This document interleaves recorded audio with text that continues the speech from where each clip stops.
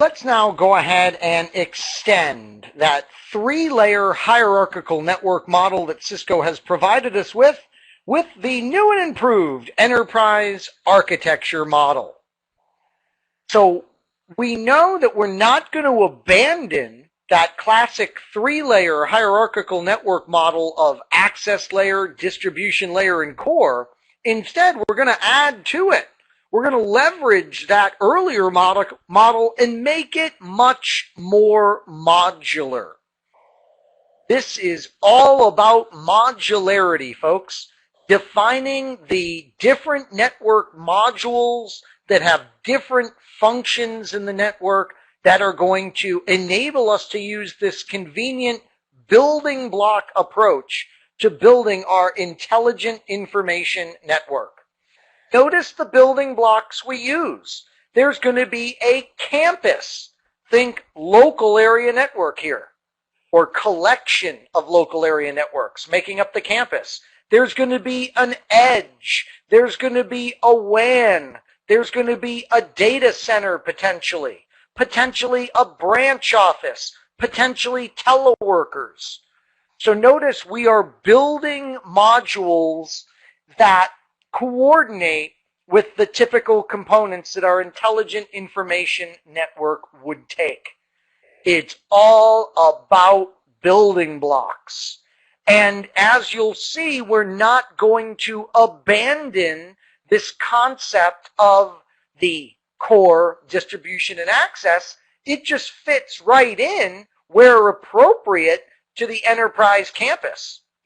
So we'll have our core, we'll have our distribution and access where appropriate in the enterprise campus. But then we'll have like an edge module that's job is to connect to the WAN module, the e-commerce module. And again, different networks are definitely going to take advantage of different modules based on their particular role or their particular function. It all starts, our journey begins with the enterprise campus module. And sure enough, the campus module, think LAN technologies here, is going to consist of a campus core, a campus distribution, and a campus access layer. But modules that we haven't at all thought about up to now are like the edge distribution module. The edge distribution module is a key module that has components that provide connectivity from the campus out to things like the enterprise edge and the service provider edge of the network. So we're building upon this hierarchical approach to our network, and we're just adding modules based on particular network functions. Inside the enterprise campus module, you might have a server farm block or a full-fledged data center block, depending on your size and the complexity of your network environment. So there's an enterprise campus that we define, at its very least a core distribution and access layer, and one or two of those layers may collapse like we discussed. Then there's an edge distribution block of that module which connects you to a full-fledged enterprise edge module. Now this enterprise edge module might consist of particular submodules. And the particular submodules that this enterprise edge might consist of are things like e-commerce, internet and DMZ, VPN and remote access, and the enterprise WAN module. So, depending on the particular network we have, we may have one or more of these submodules inside our enterprise edge module. One of the terms there that you might not be familiar with, depending on your background, at this point I find everybody's heard of VPNs before, But one technology there that some of our students have never heard of, we see at times, is the concept of a DMZ. Let me explain to you what a DMZ, short for demilitarized zone, is in terms of computer networking. We often think about a router. Let's say we have a router here that's going to act as a firewall. And we often, have seen this and think about this. The router is going to use firewall technologies. And the router is going to feature, let's say, a serial 0/0 connection out to the internet. This is our very public network. This is untrusted, right? Because we know that, gosh, the internet just consists of everybody, and everybody includes computer criminals. Then on this router, we have, let's say, a fast Ethernet 0/ connection to what we refer to as the inside network. By the way, the outside internet is often referred to as the outside. The inside network is, of course, our workstations and servers that make up our inside network. We refer to this portion as trusted. Now, what's funny about that is, from a security perspective, we have to remember that a great majority of our attacks actually come from inside the network. You've got disgruntled current or former employees, you've got employees that are messing around, seeing if they can access information. So a great majority of the attacks actually come from inside. Can't forget that. But still, for security design purposes, we refer to this as the trusted network. Now, what about resources like a company web server? What about a company email server? What about maybe a file transfer protocol server we want people to access from the outside in order to do downloads? Well, this type of stuff, we may go ahead, maybe we have a serial 0/1 interface. This is the kind of stuff we may organize into what's called a DMZ. Notice it's not on the inside of our network. No way. And the reason why it's not on the inside of our network is because we are allowing people from the outside to come in and access these resources. So now we have the outside of our network, we have the inside of our network, and we have the DMZ. Kind of somewhere in the middle, right? We have inside people that can get to those resources, and we have outside people that can get to those resources.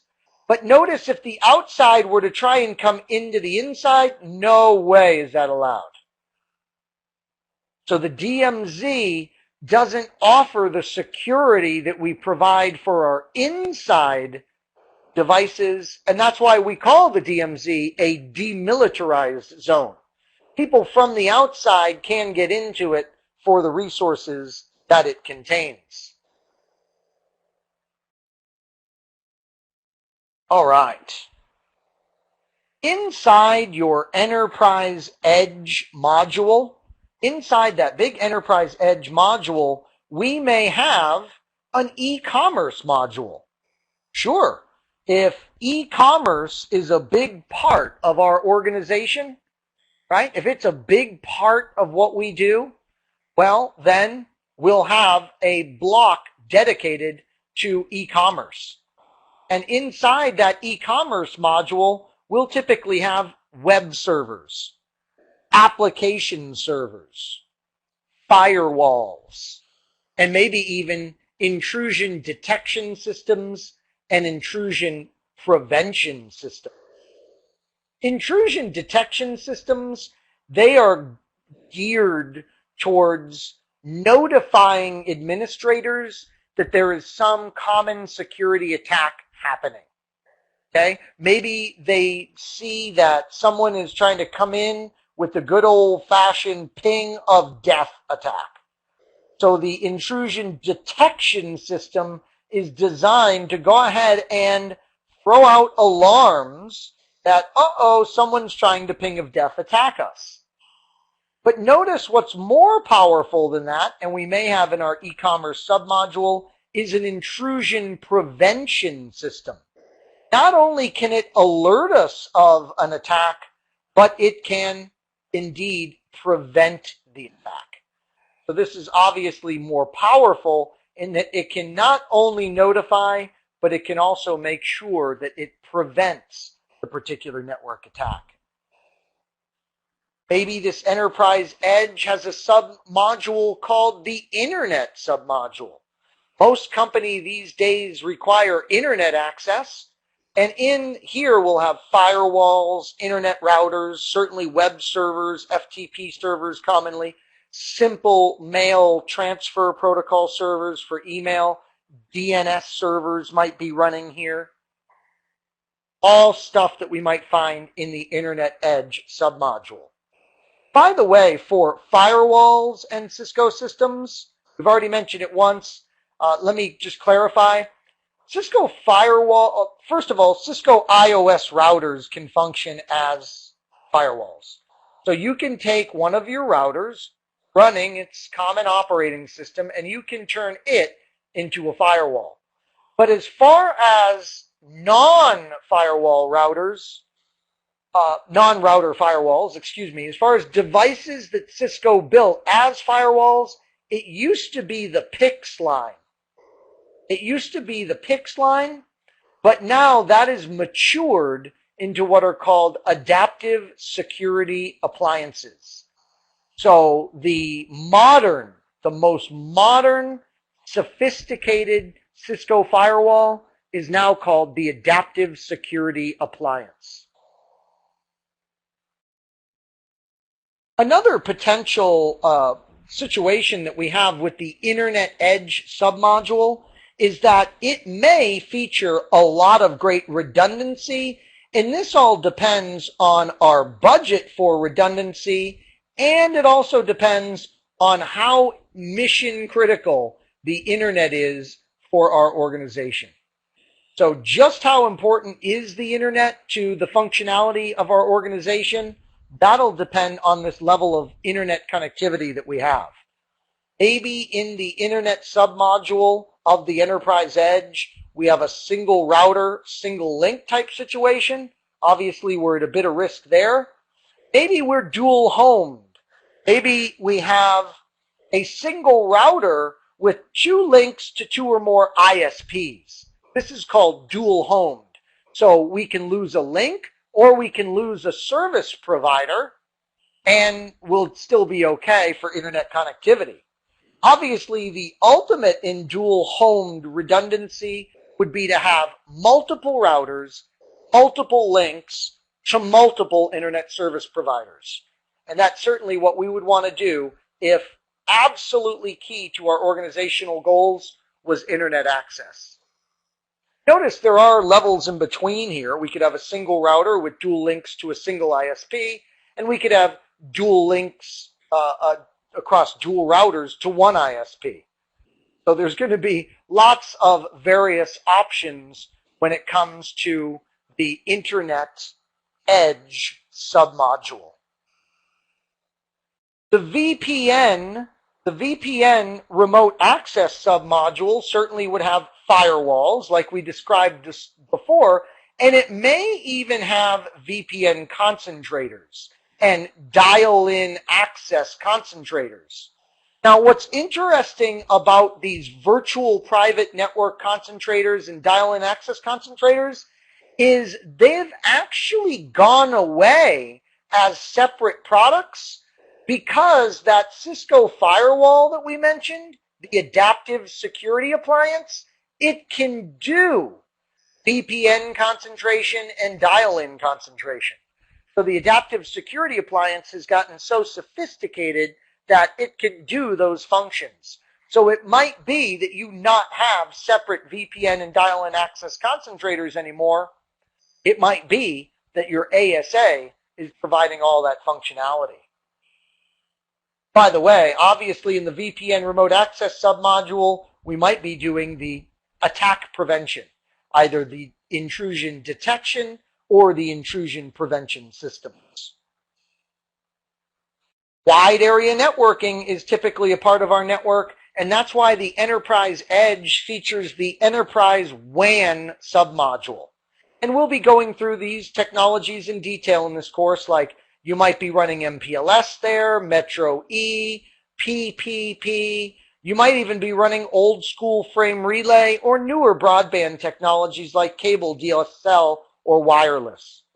We'll be covering these technologies in the appropriate sections of this course.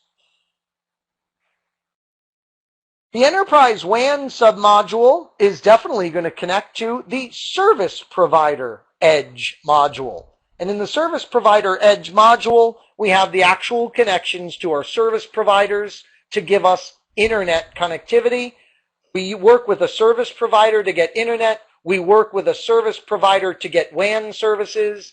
And also, if we're still old school voice, we obviously work with a provider for public switched telephone network service.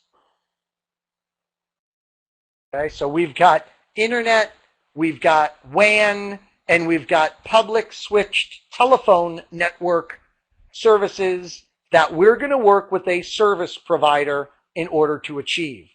Notice more and more in our infrastructures, the public switched telephone network ends up getting squeezed out in favor of the new converged voice over IP approach.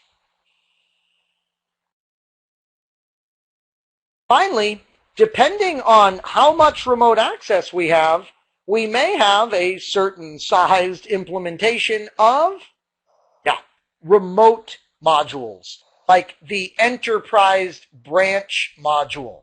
Here we typically create site-to-site virtual private networks so we can connect branch offices in this manner.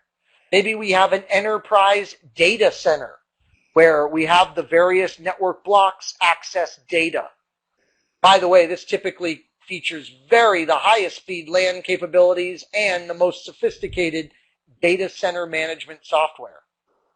Maybe we have lots of telecommuters, people that love to stay in their bathrobe all day and work from home. This would necessitate an enterprise teleworker block that features remote access VPN technologies. We had the luxury of describing these various blocks to you pretty quickly, and that's because through the rest of the design course, we'll give you details about the technologies that you're going to find in these various blocks. What I want you focusing on at this point in your CCDA studies is the enterprise architecture module, to begin with, right? So we want to make sure we understand what are the three big components here, like the enterprise campus, the enterprise edge, and the service provider edge. Those are the three big modules. And then you want to go ahead and study the submodules that could exist inside these blocks. And again, flashcards can definitely prove beneficial as you're studying this material. A sample Q&A. Which module of the Cisco Enterprise Architecture model typically features an e-commerce and internet submodules? In fact, everybody, it seems like, would have an internet submodule for internet connectivity. These submodules are in the Enterprise Edge module. So notice there are lots of questions that you could be asked regarding the three big modules, campus, enterprise edge, and service provider, and then the submodules, the many, many, many submodules that could make up those major modules. Boy, we love building our networks in a modular function, and that's why we love the guidance that Cisco provides us with this concept of our enterprise architecture model.